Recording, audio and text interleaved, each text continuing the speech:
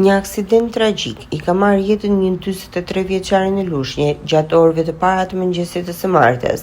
Sipas të dhënave paraprake, ai është konstatuar duke bërtitur para komisariatit të policisë. Në momentin që ka vënë re afrimin e patrullës, është larguar me shpejtësi me automjetin e tip Benz. Pak minuta më vonë, në rreth rrotullimin e plasmasit, drejtuesi dyshohet se ka humbur kontrollin e mjetit, duke u përplasur me bordurat anësore dhe duke pësuar dëmtime fatale. Si pasojë e aksidentit, 43 vjeçari ka ndërruar jetën në vend ngjarje. Viktima është identifikuar si vëllai i zvenc ministrës së mjedisit, Elda Xhumari. Burime mediatike raportojnë se rreth 2 muaj më parë, atij i është hequr leja e drejtimit. Sipas informacioneve paraprake, automjeti ka pësuar dëmtime të shumta nga përplasja e fortë. Në vendngjarje mbritën menjëherë shërbimet e emergjencës, por për 43 vjeçarin nuk mund të bëhej më asgjë. Policia ka nisur verifikimet për të përcaktuar shpejtësinë e lëvizjes së automjetit dhe faktorët që mund të kenë ndikuar në aksident, ndërkohë grupi hetimor po punon për zbardhjen e plotë të rrethanave të ngjarjes.